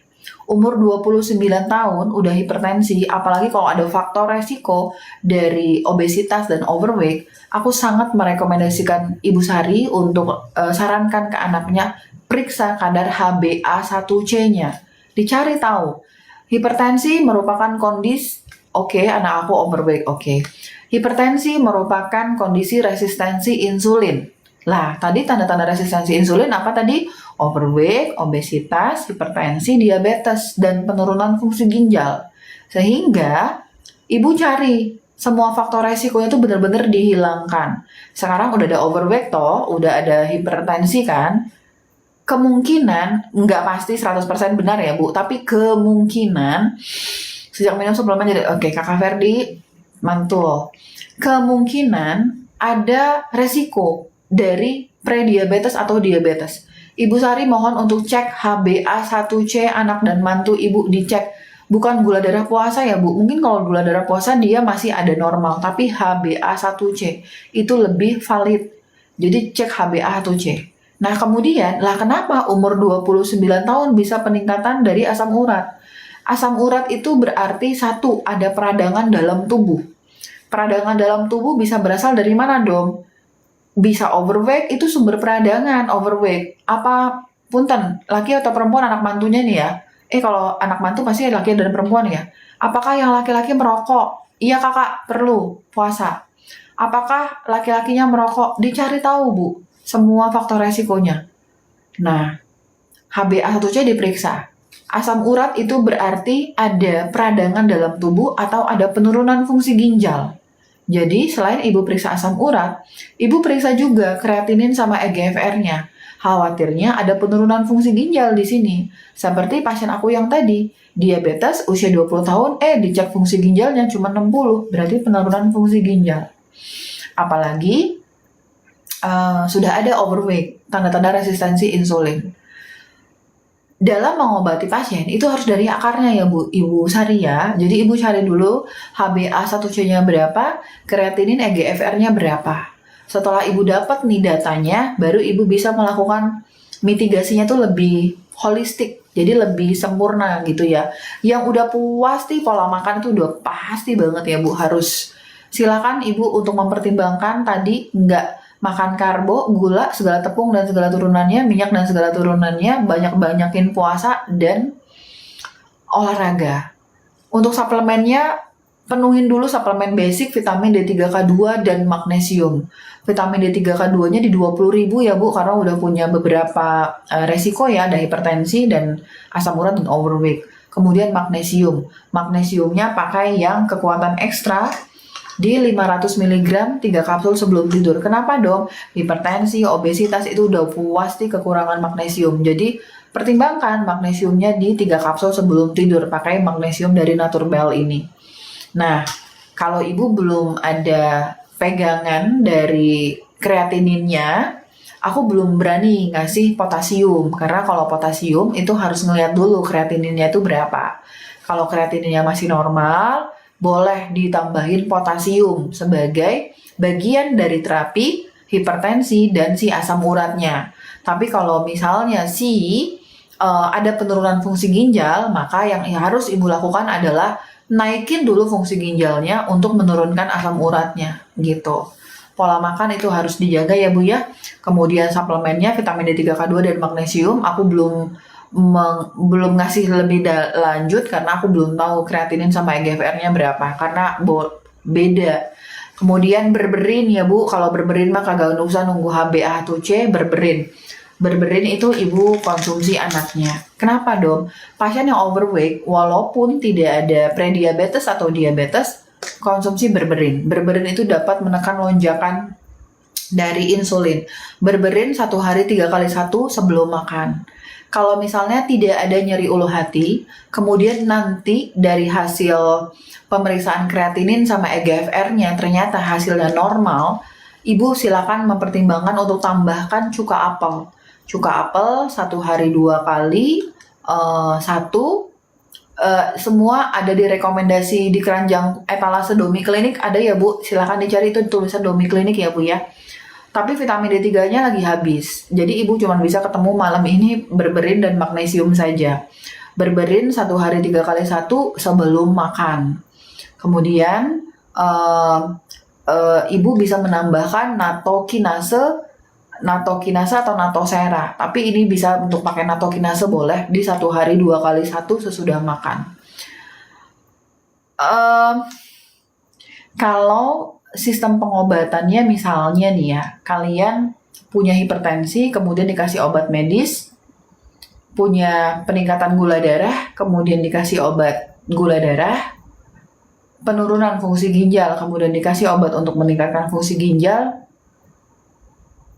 mungkin itu akan menurunkan beberapa indikator. Misal, kakak hipertensi, kemudian kakak dikasih amlodipin, tensi kakak akan turun. Kakak gula darah tinggi, kakak dikasih obat misal metformin, akan turun gula darahnya kakak. Oke kakak Egi, abis ini ya, akan turun gula darahnya, itu benar. Tapi, itu tidak memperbaiki kakak secara keseluruhan. Jadi, kalau kakak ingin mendapatkan fungsi badan yang tetap optimal, apalagi usia muda nih, tapi udah sakit, kakak harus mempertimbangkan tebas, orang Lampung banget yang ngomong tebas sampai akar-akarnya kak. Akarnya adalah pola makan. Jadi itu tuh mohon untuk pertimbangkan, nggak cuma berhenti di obat, tapi perbaiki pola makannya gitu. Nah untuk suplementasi vitamin D3 dan magnesium itu kayak sekali ibu konsumsi, tapi ibu bisa memperbaiki yang lain. Ibu bisa memperbaiki resistensi insulin, ibu bisa memperbaiki sel-sel yang terganggu atau rusak karena adanya hipertensi, karena adanya overweight, itu pasti selnya mengalami kerusakan gitu ya Bu. Nah jadi yang pengen aku sampaikan adalah memang saat ini kodarullahnya aku dokter functional medicine, jadi yang aku rekomendasikan adalah perbaikan pola makan dan dietnya dan suplemen. Kalau pakai obat mungkin bisa menurunkan indikator dari tensinya turun, diabetesnya turun, tapi berdasarkan pemahaman aku itu tidak menyelesaikan masalah kak. Ingat, semahal apapun obat yang kakak konsumsi, Sebagus apapun rumah sakit dan dokter yang kakak datangin, tapi kalau pola makannya nggak oke, itu nggak akan bisa. Sulit untuk nyembuhin sampai akar-akarnya gitu. Jadi itu aku cukup bangga sekali dengan pasien aku yang umur 20 tahun tadi, mampu untuk nggak makan gula, nggak makan karbo, nggak makan tepung dalam waktu 1 bulan, benar-benar naik fungsi ginjalnya tanpa terapi yang banyak, hanya minimal terapi tapi naik fungsi ginjalnya gitu. Ibu Sari, kalau ibu mau konsultasi, mohon izin, ibu bisa konsultasi online. Silakan hubungin nomor Domi Klinik di chat, tapi mungkin ada jadwal antrian yang harus ibu ikutin. Kalau ibu berkenan silakan chat ya. Oke. Dok, kalau prediabetes boleh kakak? Minum berberin boleh. Oke. Teman-teman, ini pertanyaan nanti abis aku bahas dulu. Nanti aku bahas ke liposomal glutathione ya. Pertanyaan dari kakak Egi ya. Aku bersifat rasional ya. Artinya walaupun aku dokter functional medicine, di mana aku sangat menganjurkan untuk menterapi pasien dengan suplemen, tapi aku harus sifatnya rasional. Sama-sama Ibu Sari, rasional itu artinya aku nggak bisa memaksakan langsung cut semua obat, itu aku nggak bisa gitu. Jadi aku melihat kondisi pasiennya. Contoh, kakak saat ini lagi diabetes, kemudian kakak lagi minum obat. Nah, kakak IMS aku jawab ya. Misal kakak prediabetes, kemudian kakak diberikan obat metformin sama dokternya. Kemudian kakak dengar live aku nih, wah live-nya Domi kayaknya menarik nih, aku besok mau coba suplemen lah gitu. Nah, yang aku bisa sarankan adalah jangan lepas dulu metforminnya sebelum kakak yakin dengan pola makan kakak, sebelum suplemennya lengkap. Karena kalau kita mau lepas dari plan A, kita udah siap plan B kak. Tapi kalau plan B-nya belum siap, A langsung kakak lepasin, itu akan menimbulkan resiko. Jadi tuh kalau ada pasien datang diabetes nih misalnya, 300-an udah minum metformin, aku akan memberikan vitamin D3, magnesium, kemudian aku akan memberikan berberin, akan memberikan kyolic blood sugar gitu. Tapi aku tidak akan langsung memangkas metforminnya. Aku akan lihat dulu nih pasiennya nih, secara psikologis nih pasiennya udah kooperatif belum untuk diet. Kalau pasiennya udah kooperatif, udah saya berjanji dong gak mau makan tepung gula lagi, oke silakan lepas. Tapi kalau misalnya kakak belum ada komitmen konsistensi, dimana komitmen dan konsistensi itu yang paling mahal ya kak di dunia ini ya kak, komitmen dan konsistensi, aku nggak nyuruh kakak untuk langsung lepas metforminnya. Kalau misalnya kakak lagi hipertensi, misalnya 170, terus kakak denger live aku, kak kalau hipertensi minumnya natosera, vitamin D3K2, magnesium ya gitu. Kemudian kakak terinspirasi lah. Aku nggak akan langsung kakak nyuruh lepasin itu dulu, karena aku akan lihat dulu, kakak ini tipenya udah sanggup belum ya buat diet. Tapi kalau misalnya belum sanggup, kakak nggak apa-apa mengkombinasikan antara obat medis sama suplemen. Nanti kalau pola dietnya udah mulai bagus, suplemennya udah mulai bekerja, nanti kakak lepasin obat itu berdasarkan kondisi kakak, fase kakak nyampe di mana gitu.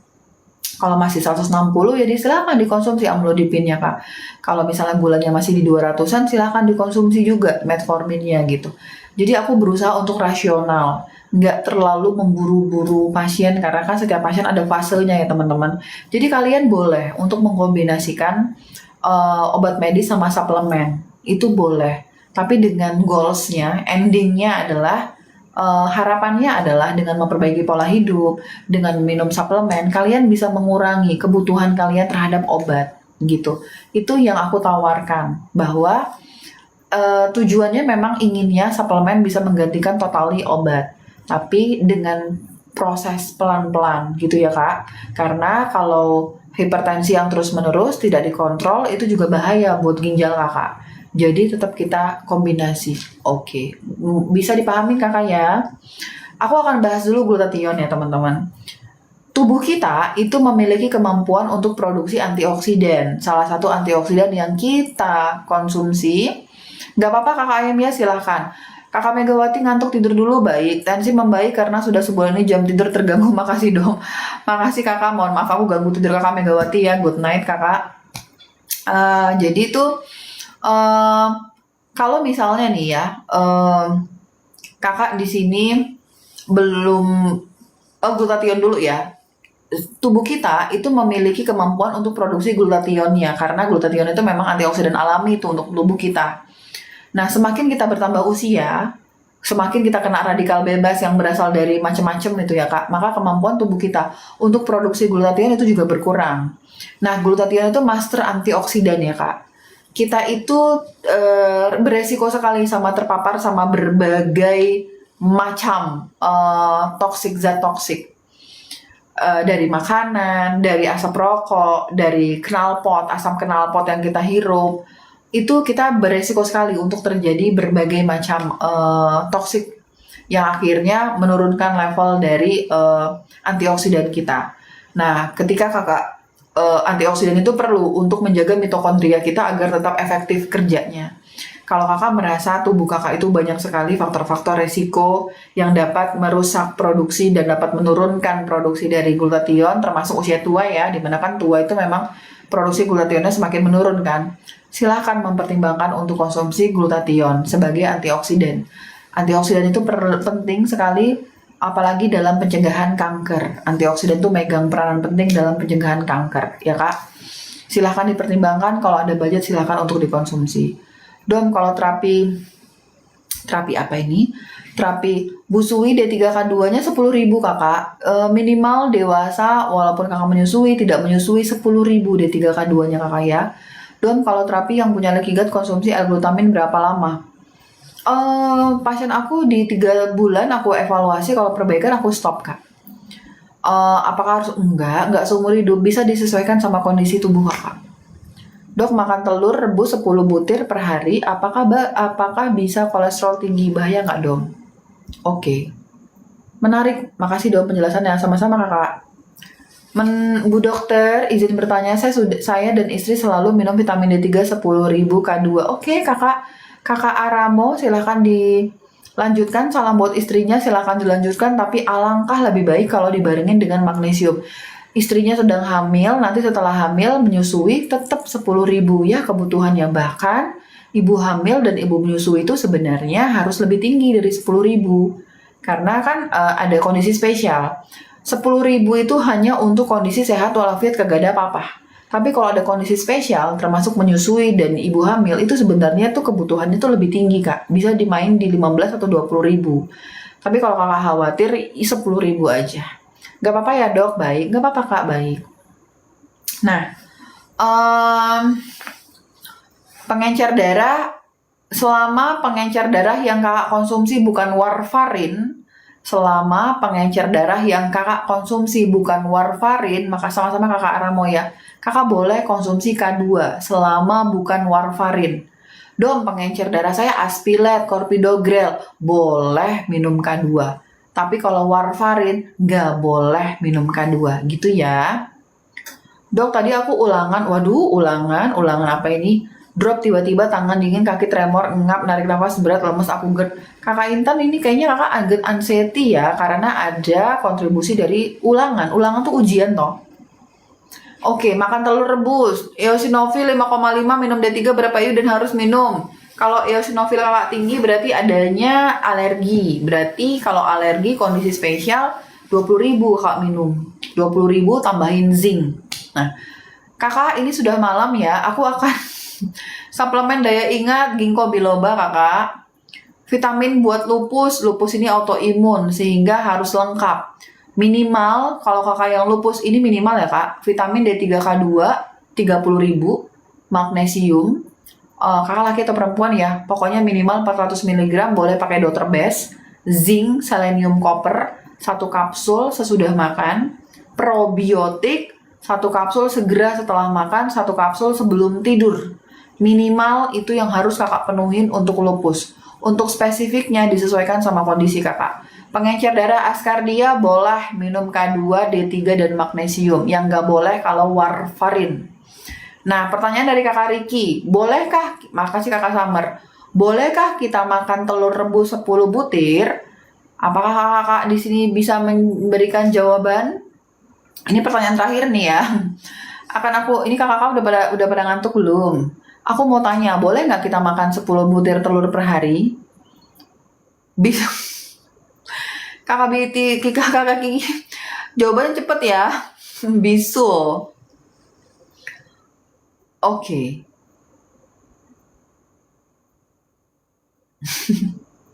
Boleh dong. Oke, terima kasih kakak. Berarti kakak nggak ngantuk ya. Terima kasih kakak yang udah menjawab ya.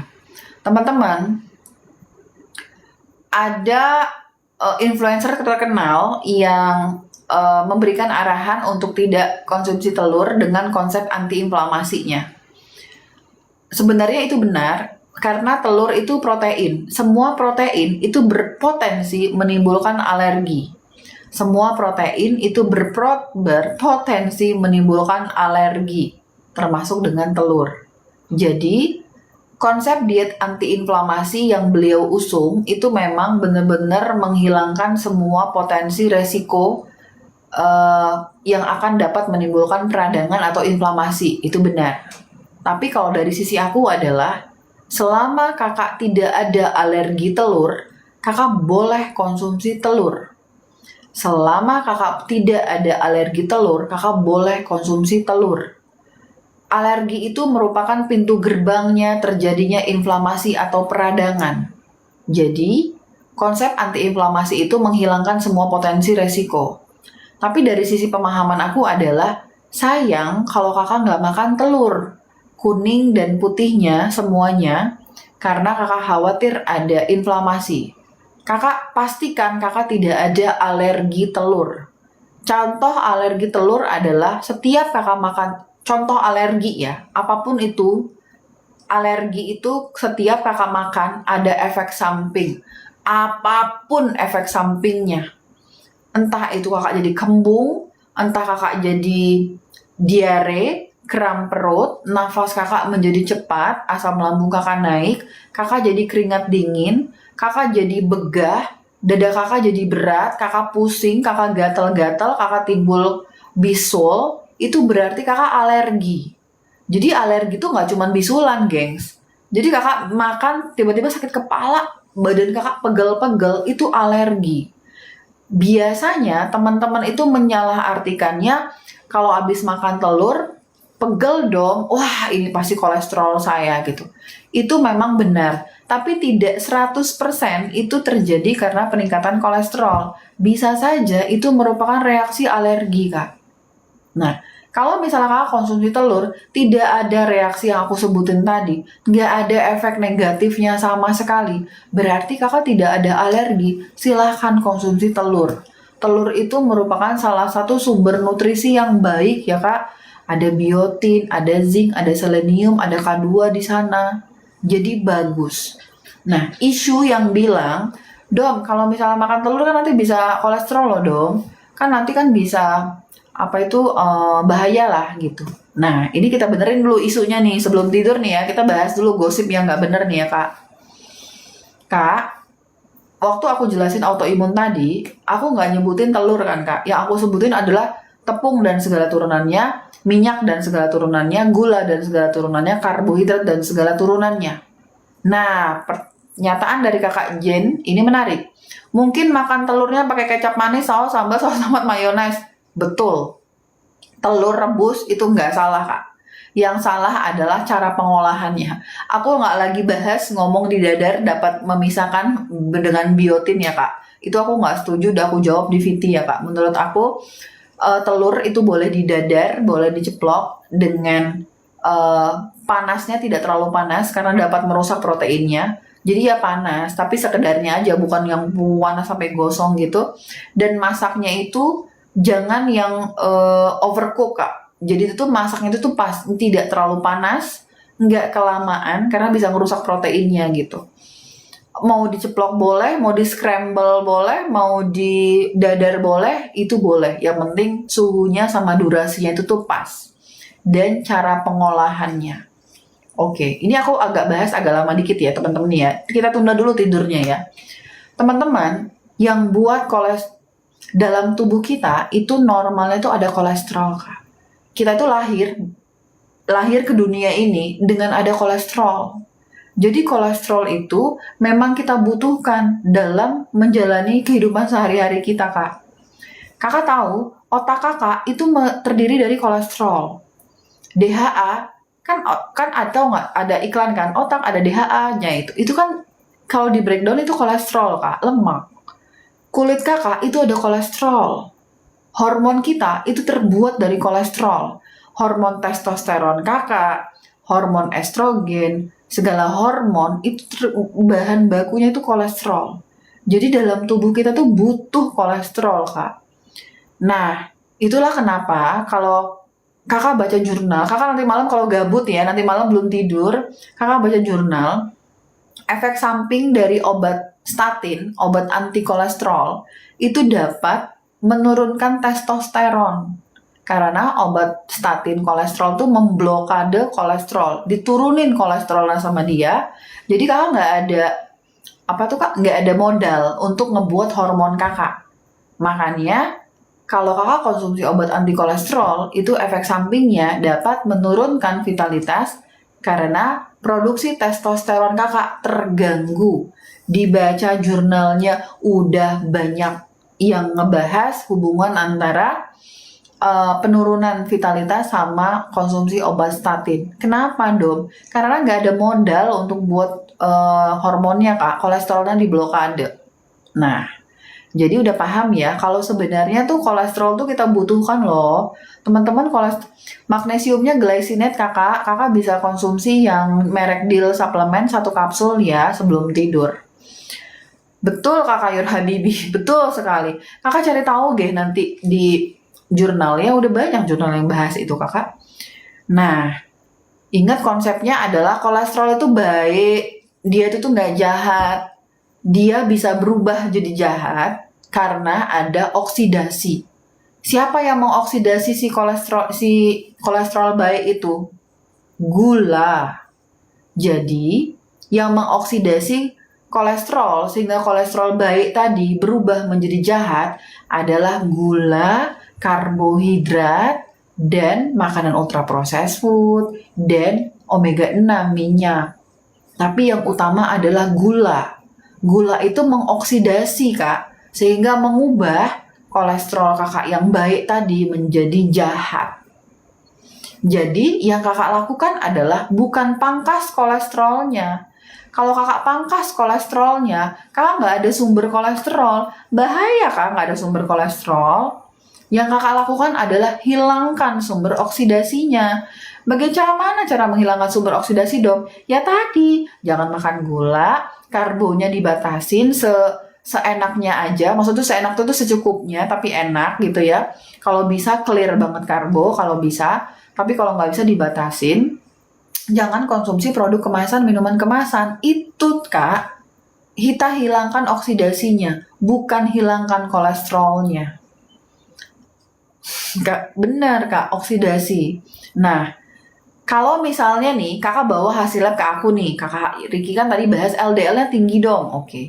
Kak, kalau di functional medicine, tidak melihat seberapa tinggi LDL-nya, tidak melihat seberapa tinggi kolesterol totalnya, yang dilihat adalah nilai trigliserida, HbA1c, dan fungsi ginjal kakak, kreatinin EGFR. Walaupun kolesterol total kakak nilainya 300, nilainya 400, kemudian LDL kakak misalnya nilainya 200, selama HbA1c kakak normal, selama nilai trigliserida kakak normal, selama kreatinin EGFR kakak normal, maka kolesterol total dan LDL yang tinggi tadi adalah sifatnya baik, dia nggak ngapa-ngapain kakak, dia tidak memberikan efek jelek ke kakak. Justru dia tuh lagi melindungi kakak. Selama HbA1c-nya normal, trigliserida normal, fungsi ginjalnya baik, kakak tidak hipertensi, kalau mau dipanjangin lagi ya, kakak tidak hipertensi dan kakak tidak obesitas atau overweight. Itu kuncinya ya kak, dalam membaca kolesterol. Kalau di luar negeri, itu ada namanya dibedakan, hasil labnya itu dibedakan.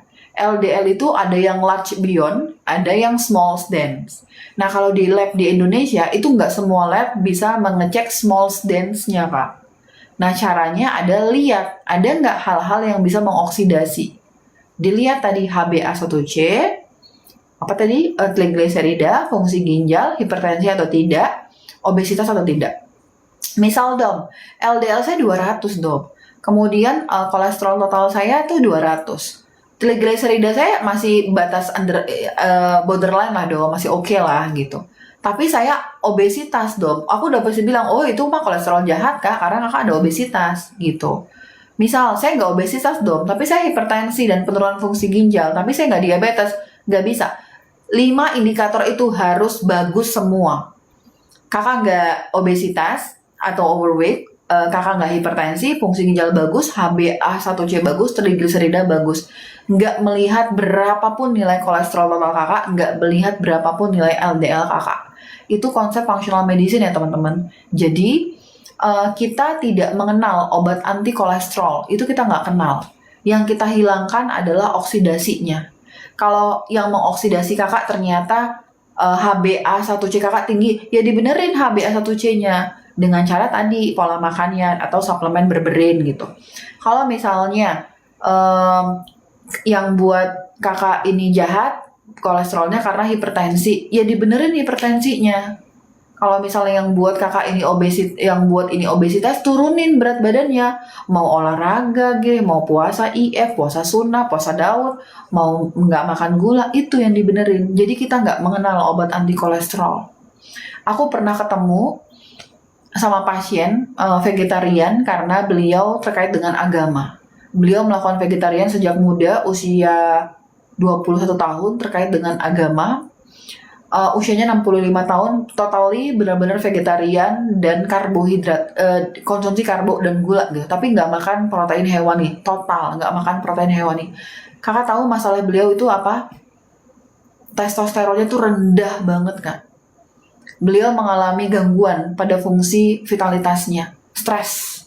Terus aku bilang, Bapak ini nggak bisa, Bapak ini kekurangan dari protein hewani. Bapak nggak ada bahan bakar kolesterol yang nggak bisa gitu. Akhirnya beliau stres. Aku sering ketemu sama pasien yang vegetarian ya, plant based, itu bermasalah dengan fungsi dari hormonnya.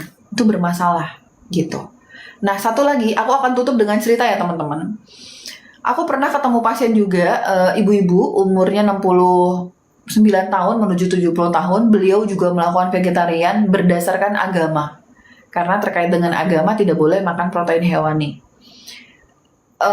Datang ke aku dengan hasil lab. Hasil lab itu dibawa dari Penang. Kemudian beliau mencoba minum obat kolesterol tapi ternyata kelayangan. Waktu ini vegetarian ya, totally vegetarian ini, nggak makan kolesterol apapun kan, karena kan nggak makan protein hewani ya.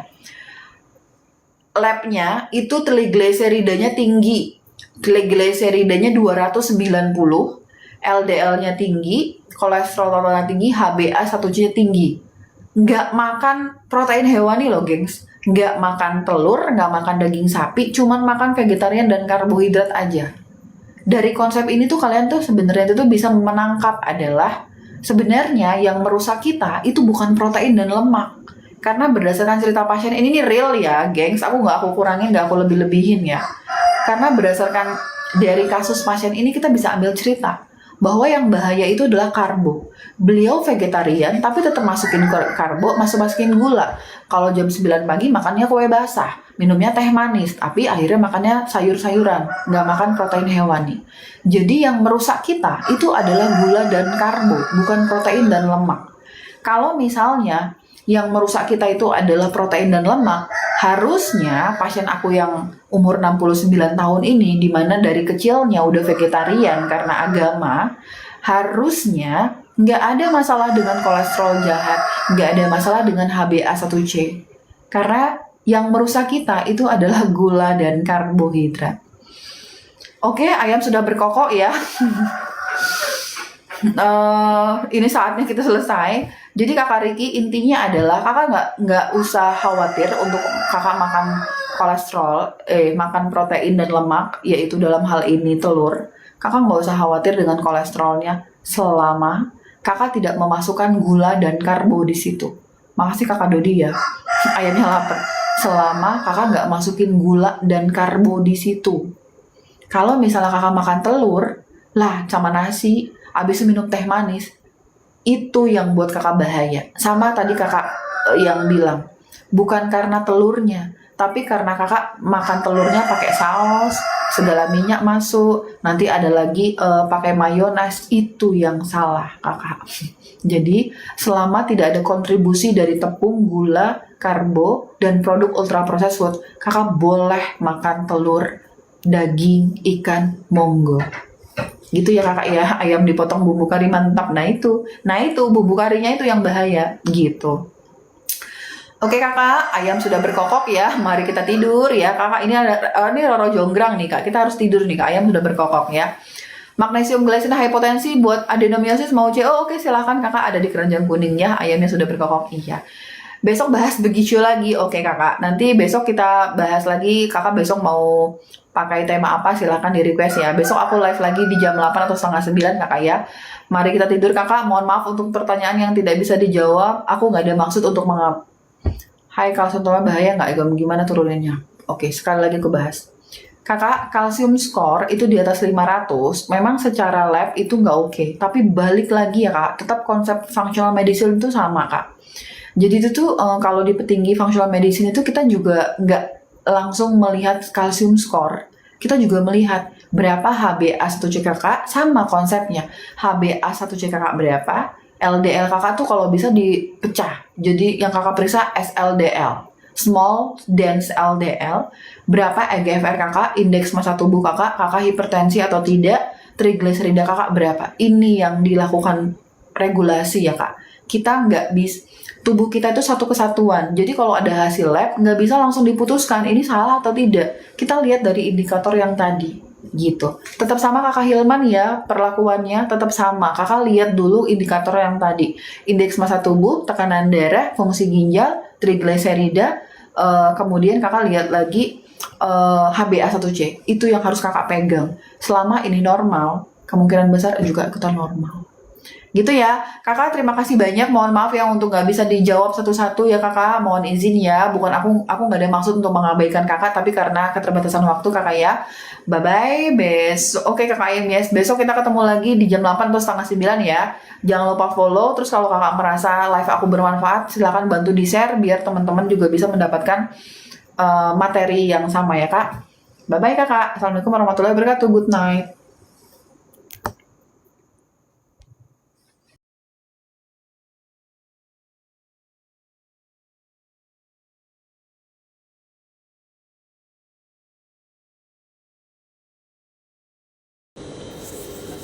Ya, jadi Bapak Ibu, sebelum Bapak Ibu kalau mau tidur cepet ya, mandi dulu. 2 jam sebelum tidur gelap, udah gelap lampunya, nggak ada lampu sama sekali. 2 jam sebelum tidur nggak megang HP, nggak lihat TV. Kemudian mesti